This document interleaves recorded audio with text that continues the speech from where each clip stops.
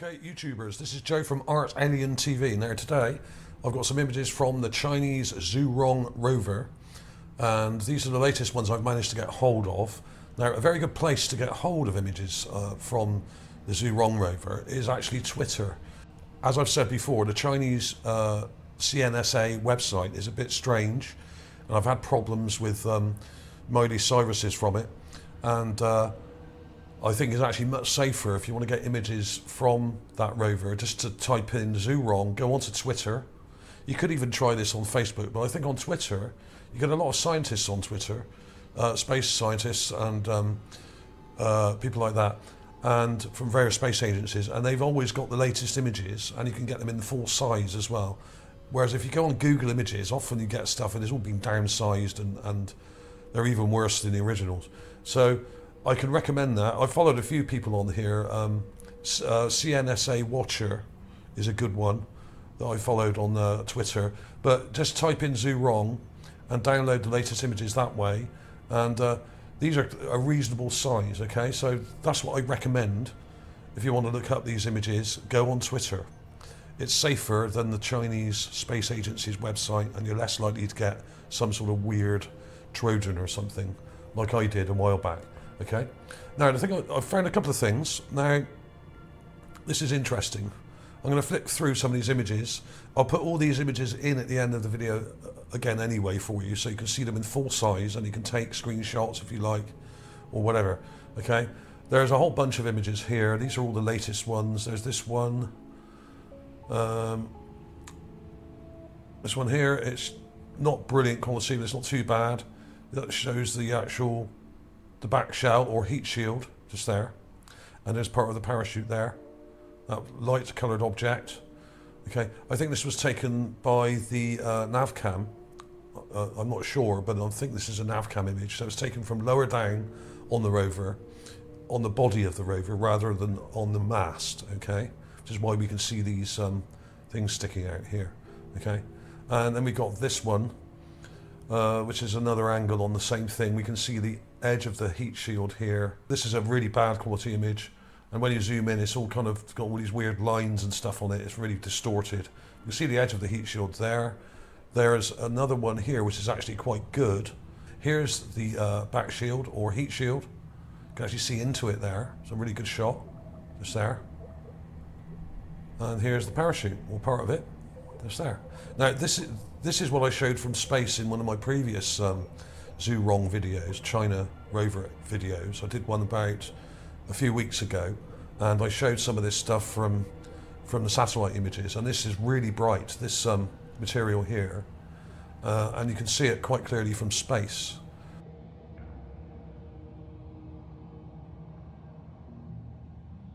So there was a find here. Now, in one of the images, well, in a couple of the images actually that I've got here, there are what seem to be fossils, okay?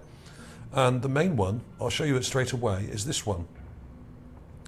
I've got it up here. And this appears to be a turtle or something very similar. Now, I can't tell you what sort of species of turtle it is, or whether it's a different type of animal that looks like a turtle. It could be either. I can't be absolutely sure, but one thing I am pretty sure about is that this is some kind of reptile skull here. And I'm just going to outline it for you, then I'm going to show you some examples of similar ones on Earth. And this is very similar to some that we have on Earth, a type of sea turtle called a loggerhead. You've got that skull coming up like this, comes down like this. You've got a beak here with a slight point there. There's the beak. There's the lower part. This is the eye socket, which is kind of rectangular almost. It sort of curves like that. Eye detail. And there's what seems to be some kind of nasal cavity there, or I'm not sure about that. The nasal cavity is maybe up here. You can see these dark parts there, like holes. I could be wrong about that. I'm not sure. What I'll do, actually, I'll darken this up, because we got the raw image is really dark, and there's a clip of the raw image. I'll show you the whole thing in a minute, the whole raw image. There's the raw image, really dark and very muddy. and you've really got to brighten it up. I had to brighten this by about 50% or more, I think, to get this to show. For some reason, they're very dark, these images, and some are better than others, depending on which camera has taken them, and obviously what time of day and all that sort of thing. But basically, this is it. I'll zoom in there. Let's go dark and add some contrast to that, because that might actually help some of this stand out a bit more. Go a bit darker. You can actually see this shadow here quite prominently. This is the beak here. And then the head coming round. And what seems to be an eye right there. You've got detail here where the beak joins to the skull. And that does seem to be there. A nasal cavity, perhaps. So we got some other interesting parts here where it looks like it's kind of dried out and desiccated. Now, whether this is fossilized or not, I'm not sure. But what may be the case here is that a lot of the sand on the ground, as this is fairly near to the actual Zhurong landing spot, a lot of the sand may have blown away. This may have all been covered in sand. And what we have here is material on the ground that was covered up with sand and is now exposed by the actual landing of the Zhurong. That may be the case. And as I've shown before, I'll show some clips in a minute that you can see the blast radius near where the rover landed on its platform. And there's like a big blast radius, and a lot of the sand was just blown away.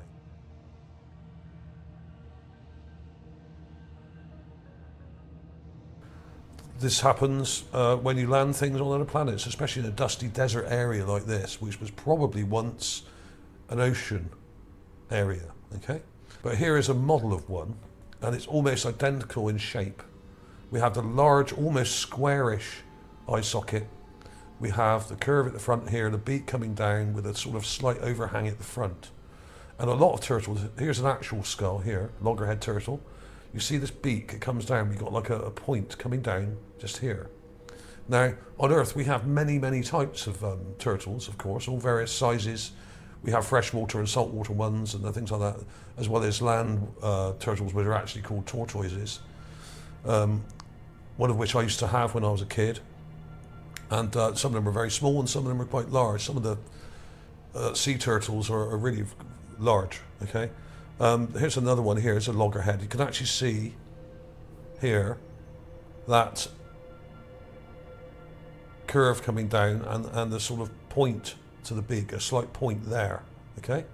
Now there is a lot of variation in these, of course, because there are many different species, and we shouldn't expect the ones on Mars to exactly conform to the exact morphology of our particular species, but I would expect there to be similarities, because basically creatures fulfill various niches in the food chain and are specialist feeders and develop certain physical attributes to their beaks and mouths and heads and everything else, specifically for feeding in a certain type of way in a certain type of environment.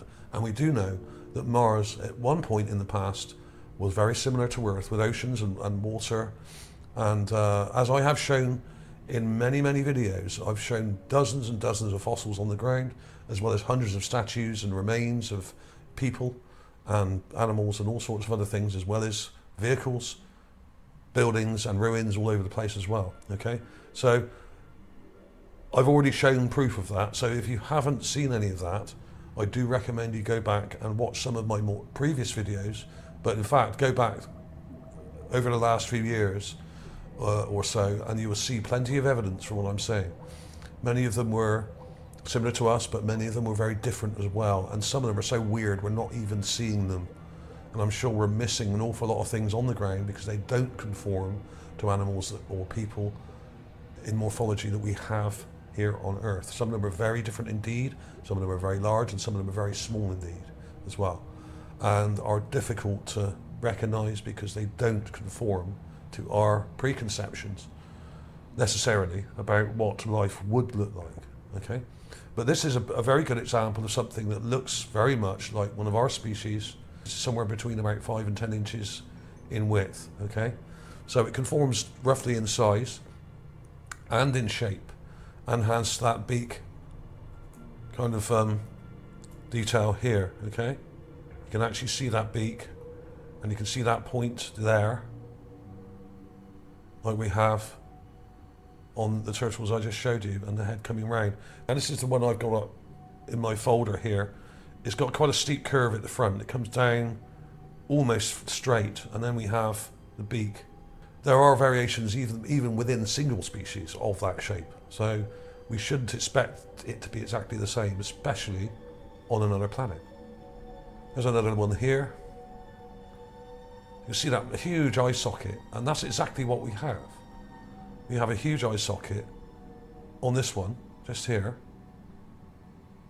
that conforms to that shape.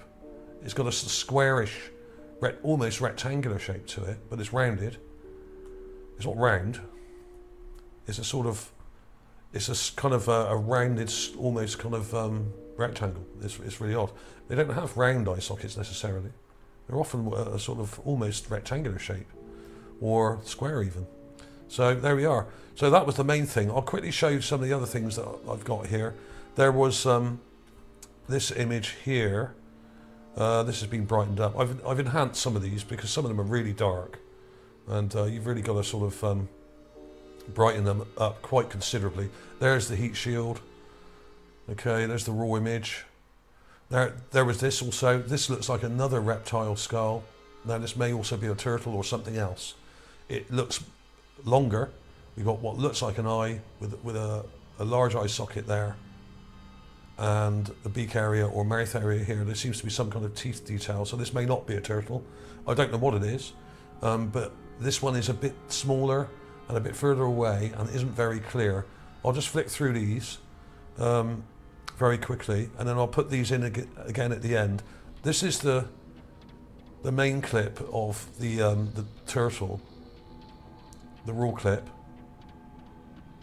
There it is, and it's very dark, and at a glance you just would not know that was anything of interest. These need to be brightened up by about 50 to 60% to actually see what's in the images.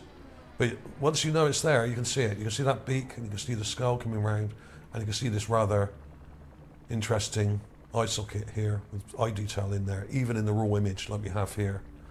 Okay, so these things are there. You don't have to agree with them. Here's an overall image. This is one of the main images with the dune here, a large dune. We've got the heat shield in the background there, the back shield. We've got that smaller skull-like thing here. This is what it looks like in the raw image, and it's all kind of distorted. You need to blur these images by about 0.5 or 0.6%, somewhere like that, and that will get rid of this distortion like we have here, right? And then you need to brighten it up. There's also another one here that looks a bit like a skull, but I'm not sure about this. But it does look like a skull with an eye here and an eye here and a row of teeth. But there is a close-up of this, and when you see the close-up, it doesn't really look like one. It looks like just some kind of eroded rock. This is a real close-up from the actual Rover camera here.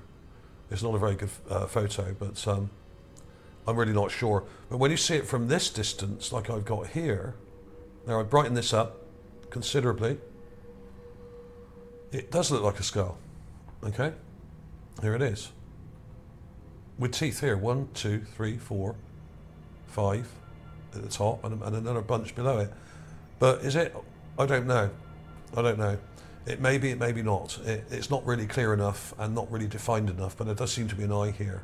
But like I said, on the close-up, it doesn't look like one. So who knows? But that doesn't mean it isn't. It just means that that photo doesn't show it very well, and it's not a very good quality photograph. It's really poor. So we've got a bunch of things here that look like fossils. One or two of them probably are, and one or two of them probably aren't. That's the way it goes on Mars. And you know, you can't expect everything that looks like something to be that thing. But also, conversely, when you find something that looks like something, it may also be that thing. So you need to determine whether there's enough detail in the image to actually make a really good comparison and make a valid assertion about what you're looking at. And I think with this one, the main one here, that's what we have. There's not a lot of images coming down from this rover, and it's quite hard to find them. And as I said, the best place to look for them really is probably Twitter or somewhere like that, because you don't have to go on their weird website and get a Trojan on your computer like I did. So there's the parachute all crumpled up there, and there's the heat shield. That's not a bad quality photo. I haven't enhanced that. I've not brightened that up at all, so that's pretty good. And we got the rover here with the antennae sticking up, and the solar panels here. Okay. And there's also some weird blocky structure type thing here, which is too vague to really work out what it is, but it's interesting. I'd like to see that in better detail. So as the rover moves along, we should see some of this stuff and be able to determine what some of these things are. And I'm sure we'll find more fossils and weird things on the ground. And if you haven't seen some of the previous evidence on my channel, I do recommend you go back and look at some of my playlists on my channel, because there is absolute evidence that there was life on Mars, and I've got hundreds of examples of fossils and carvings and weird objects sticking out of the ground, not just from the Zhurong rover now, but from the Perseverance rover, the Curiosity rover, the Spirit rover, the Opportunity rover, and going right back to Viking 1 back in the 1970s, okay? So I found similar skulls and remains and objects on the ground from every single landed mission that's been on Mars since 1976, 77, okay? So these things are there, and I can prove it in every mission. I can show examples of skulls and remains going right back that long, which is over 40 years ago, okay? So these things are definitely there, and there are buildings and all sorts of interesting things on the ground, and often they're in the distance, but often we see things on the ground like skulls and remains and fossils right by the rover. And nobody in the Chinese Space Agency mentions it, nobody at NASA mentions it, nobody at the European Space Agency ever mentions these things. They never say anything about them because they are all gagged, okay? All of them, all right? Bear that in mind. Just because it hasn't been announced by someone wearing a white coat and with a clipboard, or some guy, some government idiot, just because they haven't announced it doesn't mean it's not real, okay? They are not allowed to announce it. They've been gagged. And there are plenty of things like vehicles, cars, wreckage, boats and tanks and all types of vehicles that I've shown as well as fossils on the ground and carved animals and weird domes with square parts on them like this one. There's loads of crazy stuff, even things like weapons and stuff, and mummified people and figurines, and possible even aliens that are looking at the rover from behind rocks and stuff. Very, very strange stuff going on Mars, as well as on the moon. There's loads of structures on the moon as well. Huge domes and balls and massive diamond-shaped objects and huge tubes and loads of crazy stuff. Platforms and domes and bunker-shaped structures and towers and everything. So there's loads of this stuff out there, and only now are the press starting to tell us about some of these things, mainly in the form of UFOs. But that is probably part of some kind of psyop they're playing on us, okay? So beware of stories about UFOs. Some of them are real, some of them aren't. There's lots of fakery out there, but there's also lots of genuine stuff. I'm a fan of Dr. Stephen Greer. He's pretty honest and open, and one of the best people you can listen to on this subject. As well as a channel called Dark Journalist, who is a YouTube channel, well worth watching, and he will keep you up to date on the psyop about the UFO phenomena that's going on now. So check him out as well. Dr. Stephen Greer and Dark Journalist, okay? Thanks for watching, everybody. I will see you soon.